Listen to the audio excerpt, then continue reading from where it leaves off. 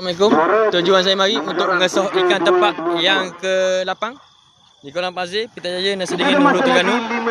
Ikan tepak yang ke-8 duduk di kolam 1. Ni abang dia, bang.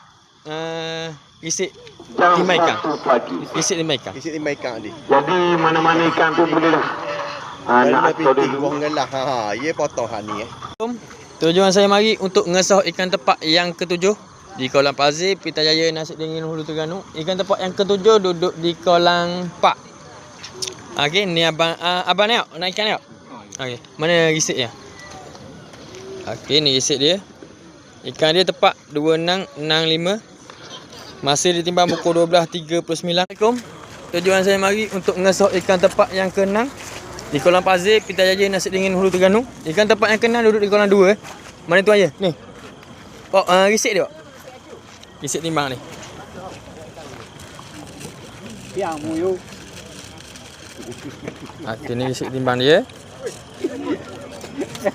Alright. Okey, assalamualaikum.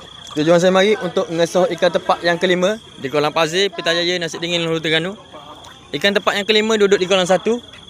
Mana tuan je ni? Ini risik tunjuk dia. Okey. Ikan dia tepak 2665, masih ditimbang pukul 11.59. Nombor jorang dia 2. Assalamualaikum. Tujuan saya mari untuk mengesah ikan tepak yang ke-4 di kolam Pazir, Pitajaya, Nasi Dingin, Hulu Terengganu. Ikan tepak yang ke-4 duduk di kolam 2. Ni tuan dia. Mana risik ni bang? Tunjuk sekali. Nombor risik dia. Mana sanggeng? Betul gitu. Okey, nombor jorang dia 237. Okey bang, assalamualaikum. Tujuan saya mari untuk mengesah ikan tepak yang ke-3 di kolam 4. Mana tuan ni? Ni tak? Mana tuan? Tunjuk tu. Okey, nombor jorang dia 3164. Pusing ke tahan. Okey, ikan dia tepak 2665, masa ditimbang pukul 11.4. Assalamualaikum. Tujuan saya mari untuk mengesah ikan tepak yang kedua di kolam Pazir, Pitajaya, Nasi Dingin, Hulu Terengganu.